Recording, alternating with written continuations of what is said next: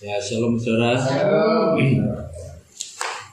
Malam hari ini saya ingin teruskan perenungan kita di karya penciptaan saudara ya.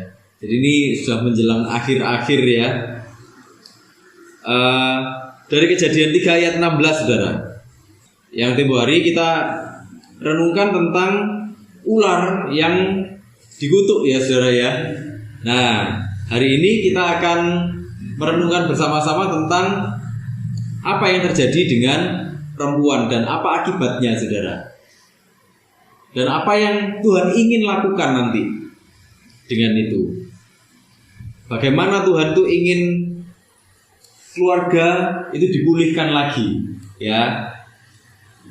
Oke, kalau sudah dapat saya bacakan untuk kita semuanya. Kejadian 3 ayat 16. Firman-Nya kepada perempuan itu, susah payahmu waktu mengandung akan kubuat sangat banyak. Dengan kesakitan engkau akan melahirkan anakmu, namun engkau akan berahi kepada suamimu dan ia akan berkuasa atasmu. Ya, jadi ini yang pertama ada 3 hukuman ya. Yang pertama tuh yang pertama tuh berhubungan dengan kehamilan dan kelahiran. Yang satu terakhir itu berhubungan dengan posisi sebagai seorang istri. Gitu ya. Nah, saudara, ini begitu manusia jatuh dalam dosa, semuanya itu jadi gak ideal, ya. Semuanya itu sudah jadi gak ideal sama sekali. Ada rasa sakit, ya. Ada kegagalan, ada frustasi, ada ketakutan. Itulah kenapa manusia sampai sembunyi, manusia main rahasia-rahasiaan sama Tuhan, manusia berusaha melarikan diri, ya. Manusia berusaha menutup-nutupi segala sesuatu. Manusia merasa dirinya nggak layak waktu itu ya saudara ya. Nah, kita akan melihat bersama-sama saudara, bagaimana posisi manusia ini sudah rusak ya. Akibatnya apa? Saudara, kita akan langsung renungkan ya. Kerusakan yang terjadi itu apa? Ya, ini dia yang pertama. Firman-Nya kepada perempuan itu, susah payahmu waktu mengandung akan kubuat sangat banyak. Dengan kesakitan engkau akan melahirkan anakmu. Saudara, bukan berarti waktu Hawa ini melahirkan nanti sebelum jatuh dalam dosa, bukan berarti dia nggak akan merasakan sakit. Ya, tapi Tuhan bilang di sini akan kubuat sangat banyak. Jadi berlipat-lipat rasa sakitnya, berlipat-lipat perjuangannya. Manusia itu akan mengalami kepedihan di dalam hal keturunannya. Bagaimana manusia itu akhirnya berusaha mati-matian melahirkan, saudara. Kita bisa melihat bagaimana orang berjuang kan waktu melahirkan. Dulu, apalagi sebelum ada sesar ya, selalu ngomong gini, totoane nyowo. Orang melahirkan itu ya, taruhannya nyawa. Orang bisa meninggal. Si ibu bisa meninggal di meja operasi, ya kan? Waktu melahirkan, taruhannya nyawa. Jangankan dulu, sekarang pun iya. Begitu melahirkan, ini sesar, terus tiba-tiba tensinya naik, saudara. Apa yang terjadi? Bahaya kan? Iya kan? Gak apa-apa. Ternyata anaknya kebelit usus, ya kan? Orang mengalami kepedihan, orang mengalami kesusahan, mati-matian dalam melahirkan. Jangankan gitu saudara, orang mau dapat anak itu loh susah. Banyak orang yang akhirnya berjuang sampai bayi tabung, bener gak saudara? Mendapatkan anak itu aja sudah gak gampang. Bayi tabung, nanti bayi tabungnya berhasil, harus bed rest ternyata. Karena ternyata kandungannya gak kuat misalnya. Berbulan-bulan bed rest, takut nanti salah sedikit keguguran. Ya, bagaimana orang berjuang mengalami kepedihan dengan itu. Nanti misalnya tengah-tengah ini sudah janin mulai kelihatan, ya, janin mulai kelihatan, mulai merasakan ada ikatan batin. Ternyata anaknya keguguran, nangis terus, ya kan? Dulu saya waktu Helen keguguran itu saudara. Helen tidur saya tuh kalau malam tuh nangis terus saudara. Jadi dia sudah tidur, saya nangis terus. Kalau apa namanya? Kalau dia bangun, dia nangis, saudara. Kalau dia tidur, saya yang nangis. Gantian nangisnya. Jadi biar apa namanya saling mengisi. Gitu. Kenapa? Iya, ada shiftnya. Saya shift malam. Iya, saya shift malam. Helen shift siang sampai malam. Saya shift malam sampai paginya. Gitu. Jadi itu pedih, saudara ya. Nah itu kepedihannya. Terus melahirkan. Kalau misalnya selamat, saudara. Kalau misalnya selamat, pedih nggak? Ada yang lahir tapi anaknya nggak normal. Apa orang tuanya nggak nangis, saudara? Nangis. Dikaruniai kelimpahan, tapi anaknya ada kekurangan. Pedih nggak, saudara? Berjuang kan?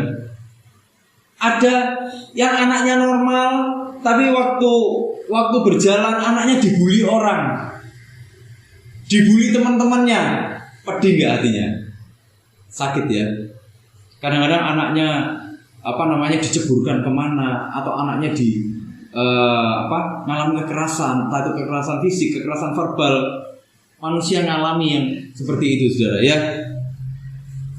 Waktu merawat anaknya tiba-tiba sakit.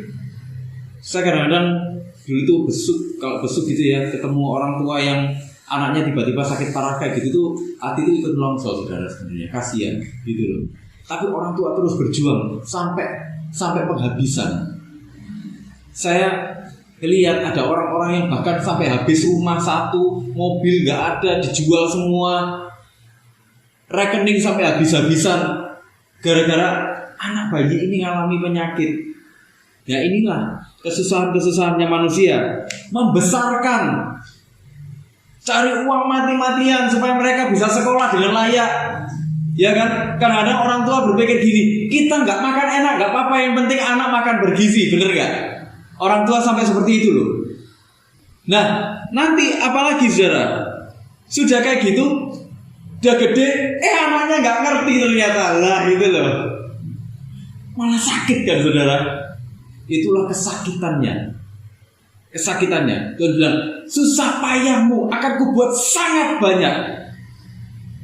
Mulai dari kehamilan, bagaimana manusia merawat, susah payah itu akan terjadi. Dan bukan cuma sedikit, tapi sangat banyak. Tuhan bilang, itu kesusahan manusia. Saudara, ini di sini sudah punya anak cucu semua ya.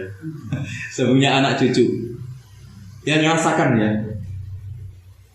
Yang kita renungkan tadi merasakan ya. Nah itu loh, itu perjuangannya. Ya, belum lagi kalau ngalami, pokoknya macam-macam lah, saudara. Macam-macam. Nanti di sekolah ada apa lagi, ya toh. Nah, saudara, tapi di dalam kesengsaraan ini tetap akan ada sukacita. Sukacitanya apa? Waktu menyaksikan ada manusia baru yang lahir ke dunia, ya kan? Susah payahnya kita waktu susah payahnya waktu melahirkan itu mendadak terbayar, saudara. Sekejap terbayar, tapi setelah sekejap perjuangan dimulai lagi, ya kan? Kalau bahasa gaul ngomong gini, tidak semudah itu Ferguson, ya kan? Ya kayak gitu, itu kesusahannya, saudara. Tapi ada sukacitanya ya, sesuai dengan panggilannya Tuhan. Apa? Beranak cuculah, berkembang biaklah. Itulah kenapa makanya sekarang orang-orang banyak yang nggak mau punya anak kan, saudara. Ya kan? Kalau kita lihat di negara-negara maju, tren kelahiran itu kan menurun kan, sampai jarang penduduknya.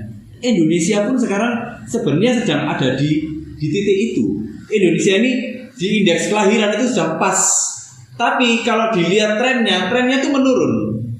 Orang Indonesia sudah banyak yang nggak mau menikah, saudara. Anak-anak mudanya itu, mereka ingin menikmati hidupnya sendiri. Mereka nganggap pernikahan dan juga anak itu sesuatu yang sangat merepotkan. Nah, itulah yang terjadi. Sampai akhirnya manusia zaman sekarang berpikir seperti itu, saudara. Iya ya, kita melihat orang tua ngerawat anak, ngerawat aku, ya kok gitu ya. Wes gak usah, aku gak usah anak-anak gitu. Ya, gak usah repot, wes tak nikmati dewi. Ya, ada yang seperti itu. Nah, itu kerusakan yang pertama yang terjadi, perjuangan yang begitu berat. dalam hal mengandung, dalam hal anak, dalam hal keturunan, ya. Kesakitannya akan terjadi berlipat-lipat, ya saudara. Nah, kemudian kerusakannya itu apalagi saudara, ini dia. Namun engkau akan berahi kepada suamimu dan ia akan berkuasa atasmu. Kerusakannya apa ini? Hawa itu dulu ingin mandiri, benar nggak saudara? Ingin mandiri kan, ingin jadi seperti Tuhan. Tapi malah dia jadi tunduk. Dia tunduk pada laki-laki. Nah, penjelasannya seperti apa? Gini saudara, berahi itu apa? Berahi ini kalau kita baca gini pasti kita berpikirnya ini sesuatu yang sifatnya seksual, benar nggak saudara? Birahi, gitu kan? Kita akan pasti berpikirnya begitu. Tapi dalam bahasa asli dibilang gini, berahi itu masyal. Masyal itu apa? Masyal itu dominasi. Jadi artinya waktu dibilang gini, namun engkau akan berahi kepada suamimu, ya, engkau akan didominasi oleh suamimu. Engkau akan didominasi, engkau akan berpaling kepada suamimu, engkau akan berpaling kepada laki-laki, tapi engkau akan didominasi di sana. Ia akan berkuasa atasmu, ia akan mendominasi kamu. Disinilah ada kerusakan hubungan antara laki-laki dengan perempuan. Rusaknya bagaimana saudara? Rusaknya bagaimana? Perempuan itu akan menjadi objek. Perempuan itu menjadi objek. Perempuan itu dianggap rendah. Perempuan itu dianggap berada di posisi yang rendah oleh laki-laki. Kita bisa lihat di sepanjang zaman, saudara. Dulu sebelum eranya Kartini, saudara, ya, sebelum eranya Kartini, perempuan boleh sekolah nggak, saudara? Nggak boleh ya. Yang boleh sekolah cuma laki-laki ya. Betul. Banyak yang buta huruf. Nggak cuma itu, saudara. Saudara, dulu anak-anak perempuan boleh nggak keluar sembarangan, saudara? Keluar nggak boleh kan? Yang boleh keluar siapa? Laki-laki. Laki-laki boleh keluyuran kemana aja, bener nggak? Sekarang pun ngomongnya kayak gitu. Wedok kok mulai nih bengi-bengi, bener nggak saudara? Kalau laki paling nang diai, paling cuma ditanya gitu, iya kan? Kalau perempuan pulang malam-malam mau jadi apa? Nah, perempuan keluyuran toy. Loh, kalau laki boleh berarti. Nah, itu, ya kan? Pembedaan yang seperti itu sampai hari ini pun kan ada. Lagi, saudara, anak perempuan dengan anak laki-laki. Orang kalau disuruh milih, orang lebih milih anak perempuan atau anak laki? Laki kan? Kenapa? Dianggap meneruskan nama keluarga. Padahal setelah 2-3 generasi nama kita juga akan dilupakan. Bener gak? Iya kan? Makam kita sudah gak kunjungi lagi. Saya kalau meninggal mungkin sama anak saya masih dikunjungi, sama cucu sudah mulai gak dikunjungi, nanti sama cicit sudah gak dikunjungi lagi sampai rusak semua mungkin seperti itu, iya kan? Nah, poinnya saudara, perempuan dianggap lebih rendah daripada laki-laki dan itu merusak hubungan antara laki-laki dan perempuan. Itulah cikal bakal sebenarnya, cikal bakalnya diskriminasi. Waktu itu saudara, waktu Hawa jatuh ke dalam dosa, cikal bakal diskriminasi terjadi. Itulah kenapa terus ribut-ribut sampai hari ini kan. Sampai hari ini kaum feminis bahkan minta Alkitab itu dirombak, direvisi. Kenapa? Supaya ada kesetaraan antara laki-laki dengan perempuan. Padahal kalau kita mau baca dari Kejadian sampai ke Wahyu, Tuhan itu bukan gak memperhatikan kaum perempuan. Tuhan itu memperhatikan, sangat-sangat memperhatikan kaum perempuan. Nanti kita akan belajar sama-sama saudara. Nanti kita akan lihat bagaimana pemulihan yang Tuhan rancang. Saudara, perempuan jadi objek. Saudara lihat, yang sering dijadikan korban pelecehan seksual itu siapa? Perempuan kan? Disuit-suiti kalau lewat, bener gak saudara? Dipanggil-panggil, iya kan? Seperti itu kan? Nanti pakai baju pendek dikit, disuit-suiti, iya toh? Artinya apa? Perempuan mulai dijadikan objek oleh laki-laki. Saudara, yang lebih banyak terjadi kasus perkosaan, yang diperkosa laki-laki atau perempuan? Perempuan. Kenapa, saudara? Perempuan lebih banyak diperkosa. Karena perempuan dianggap gak berdaya, saudara. Ini, iya, dianggap lemah. Inilah cikal bakalnya diskriminasi. Dan itu jadi sistem dalam masyarakat. Sampai hari ini pun kita masih sering ketemu yang seperti itu kan, sistem yang merendahkan perempuan. Nah, tapi nanti kita akan melihat bagaimana Alkitab tidak merendahkan perempuan sama sekali. Itulah kenapa Alkitab gak perlu direvisi. Karena memang Alkitab sudah seperti itu, apa adanya. Dan Alkitab sangat menghargai perempuan. Alkitab justru ingin keluarga ini pulih lagi, seperti rancangannya Tuhan. Ya, itulah kenapa harus ada pemulihan dari Tuhan. Itulah kenapa harus ada pemulihan. Dan pemulihan kalau tanpa hatinya Tuhan ada di dalam hubungan laki-laki dan perempuan, saudara, tidak akan pernah terjadi pemulihan. Akan terjadi seperti itu terus sepanjang sejarah. Bahkan di gereja pun kita akan melihat hal yang seperti itu. Bagaimana perempuan didiskriminasi, bagaimana perempuan dianggap tidak berarti, hanya laki-laki yang berarti. Ya. Nanti lain kali saya akan bahas ayat-ayat yang lain yang menurut orang itu diskriminatif padahal sebenarnya enggak. Ya, nanti kita akan cari waktu. Saya akan bahas di sini satu bagian khusus saja. Tapi ini cukup untuk menjelaskan, untuk memberikan kepada kita gambaran bahwa Alkitab sangat menghargai hubungan laki-laki dan perempuan. Bahkan di masa yang tidak sempurna ini, di kehidupan yang tidak sempurna ini. Saudara, saya ingin bacakan dalam 1 Korintus 11 ayat 11, saudara. Dikatakan gini, namun demikian dalam Tuhan tidak ada perempuan tanpa laki-laki dan tidak ada laki-laki tanpa perempuan. Dua-duanya harus saling mengisi. Kemudian saya ingin bacakan lagi Galatia 3 ayat 28, saudara. Dalam hal ini tidak ada orang Yahudi atau orang Yunani, tidak ada hamba atau orang merdeka, tidak ada laki-laki atau perempuan, karena kamu semua adalah satu di dalam Kristus. Ya, Paulus sedang menunjukkan bahwa semua ini, mau laki-laki, mau perempuan, maupun apapun rasnya, apapun sukunya, apapun bahasanya, kau semua berarti di mata Tuhan. Ya. Nah, saudara, saya ingin bacakan lagi dalam Efesus 5 ayat 22, saudara. Ini akan menjelaskan kita sesuatu. Efesus 5 ayat 22 bilang gini, hai istri, tunduklah kepada suamimu seperti kepada Tuhan. Loh, tapi ini kenapa kok masih dibilang, hai istri, tunduklah kepada suamimu seperti kepada Tuhan? Apakah ini maksudnya sama dengan dominasi seperti yang dimaksud di Kejadian tadi? Ternyata enggak, saudara. Ini adalah satu penekanan sebenarnya dari Paulus. Paulus sedang ngomong gini, saudara, dalam budaya saat itu, waktu Paulus menulis ini, ya, waktu Paulus menuliskan ini, budaya saat itu adalah budaya Yunani Romawi. Dalam budaya Yunani Romawi, saudara, perempuan, anak-anak dan juga budak itu dianggap gak punya hak sipil. Jadi yang punya suara cuman laki-laki, ya, yang punya suara yang dianggap berarti itu cuma laki-laki waktu itu. Perempuan, anak-anak, budak itu dianggap gak punya hak sama sekali, ya. Nah, Paulus lagi nulis, maksudnya gini, saudara. Ya, Paulus ini memberikan satu penekanan gini. Istri itu bukan lagi tunduk karena alasan budaya.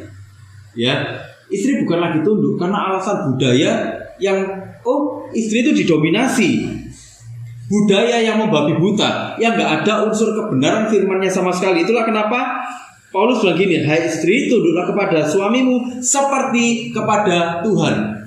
Paulus memberikan orientasi yang baru, memberikan arah yang baru. Kalau kamu tunduk kepada Tuhan, kamu juga tunduk kepada suamimu. Jadi penundukan diri istri kepada suami itu adalah gambaran bagaimana istri itu takut akan Tuhan Gitu loh. Seorang istri yang takut akan Tuhan, dia akan kembali kepada panggilannya. Panggilannya apa? Menyokong suaminya, mendukung suaminya, bersama-sama berjalan di dalam panggilan Tuhan, menghormati suaminya, menghargai suaminya. Jadi ini bukan satu penundukan diri yang buta, yang dalam konteks istri didominasi oleh suami, istri nggak bisa bersuara sama sekali. Enggak yang seperti itu, saudara. Jadi karena mereka sudah melihat hubungan yang baru dengan Tuhan, aku mengasihi Tuhan, itulah kenapa aku mengasihi suamiku. Gitu maksudnya Paulus. Jadi engkau punya arah yang baru. Bukan satu penundukan yang membabi buta, bukan satu penundukan yang gak ada dasar kebenarannya. Tapi engkau melakukannya, engkau menghormati suamimu, engkau menyayangi suamimu, mengasihi suamimu. Kenapa? Karena engkau mengasihi Tuhan. Mulai dipulihkan. Ini kasih yang murni, saudara. Kenapa? Karena istri yang takut akan Tuhan, dia akan membiarkan Roh Kudus campur tangan di dalam hidupnya. Bukan cuma di dalam hidupnya, tapi di dalam rumah tangganya. Itulah kenapa dia bisa memberikan pengaruh yang baik untuk suaminya, juga untuk anak-anaknya, juga untuk seisi rumahnya. Itu maksudnya Paulus, saudara. Jadi penundukan diri yang benar itu harus kembali kepada pandangan yang benar, hubungan yang benar antara kita dengan Tuhan. Kalau engkau bisa mengasihi Tuhan, engkau akan mengasihi suamimu. Kalau engkau bisa mengasihi Tuhan, engkau juga akan mengasihi keluargamu. Jadi kembali kepada posisinya yang semula, kembali kepada panggilannya yang semula. Itulah kenapa di ayat 23 dibilang gini, karena suami adalah kepala istri, sama seperti Kristus adalah kepala jemaat, dialah yang menyelamatkan tubuh.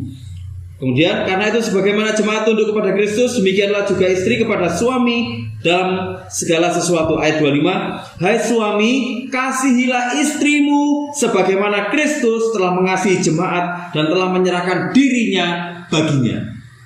Nah, ini pembahasannya tentang suami. Jadi ini sama Tuhan dipulihkan. Di dalam Tuhan ada pemulihan keluarga. Bukan lagi kita dengan pemikiran dunia yang berpikir kita laki-laki. Aku sing menentukan segala sesuatunya. Misalnya kayak gitu. Kamu wes mau kamu. Ya kan? Kita banyak menemui rumah tangga yang seperti itu. Seorang laki-laki merasa dialah segala-galanya. Perempuan dianggap apa? Dianggap dalam tanda kutip, dianggap budaknya di rumah. Perempuan nggak boleh bersuara, perempuan nggak boleh, pokoknya nggak boleh ngapa-ngapain. Cuman 3M aja, maca, masak, mana, ya kan? Tapi suami-suami di dalam Tuhan, di ayat 25 dibilang apa? Hai suami, kasihlah istrimu sebagaimana Kristus telah mengasihi jemaat dan telah menyerahkan dirinya baginya. Artinya, seorang suami di dalam Tuhan, dia melihat bagaimana Kristus mengasihi jemaat, bahkan berkorban untuk jemaat, berkorban untuk manusia, berkorban untuk anak-anaknya. Itulah kenapa seorang suami, dia juga melakukannya untuk istrinya. Jadi ini satu pola pikir. Paulus bilang gini, meskipun dunia tidak sempurna, masyarakat punya pemikiran yang seperti itu, bahwa perempuan itu tidak berarti. Enggak, Alkitab enggak bilang seperti itu. Tuhan menganggap perempuan itu berarti. Perempuan tidak boleh diberlakukan semena-mena. Seorang laki-laki, seorang suami itu juga tidak boleh berlaku semena-mena. Kalau dia mengasihi Kristus, dia akan melihat bagaimana Kristus mengasihi jemaatnya, mengasihi anak-anaknya. Itulah kenapa dia juga akan mengasihi istrinya. Itulah kenapa suami, istri itu akan sama-sama di dalam tanda kutip memaksa dirinya untuk memberikan kasih yang terbaik untuk satu sama lain. Hubungan di dalam keluarga itu adalah cerminan hubungan pribadi suami dan istri itu dengan Tuhan. Ya, ini bukan menang-menangan, bukan kalah-kalahan. Aku sing menang, dia yang kalah, dia yang tunduk, bukan seperti itu. Karena sejak dari awal seorang perempuan itu ditempatkan sama Tuhan untuk menjadi seorang penolong. Ya, dia bukan seorang budak. Tapi waktu jatuh di dalam dosa, apa yang terjadi? Semuanya rusak. pandangan masyarakat juga rusak. Tapi Tuhan lewat kasih-Nya kepada kita itu hendak memulihkan hubungan keluarga-keluarga ini. Supaya apa? Supaya kita melahirkan masyarakat yang sesuai dengan standarnya Tuhan, saudara. Ya, gitu. Jadi laki-laki perempuan sama berartinya. Itulah kenapa kalau kita hidup di dalam kasih Tuhan, hidup dalam keintiman dengan Tuhan, saudara, kita akan kembali setara di dalam martabat. Suami dan istri akan setara di dalam martabat. Gak satu lebih rendah dibanding yang lainnya. Kita pasti pernah dengar orang perempuan itu, ya, swarga nunut, neraka katut. Kasihan ya saudara ya. Seberapapun keras berjuang, kalau suaminya masuk neraka ya ikut masuk neraka, kayak gitu. Enggak, dalam Tuhan enggak seperti itu. Itulah kenapa Tuhan tuh ingin keluarga-keluarga itu dipulihkan. Kalau dulu rusak, keluarga ini rusak gara-gara Hawa yang jatuh dalam dosa. Lewat pengorbanan Tuhan, lewat kasih Tuhan, Dia ingin keluarga-keluarga ini dipulihkan, saudara.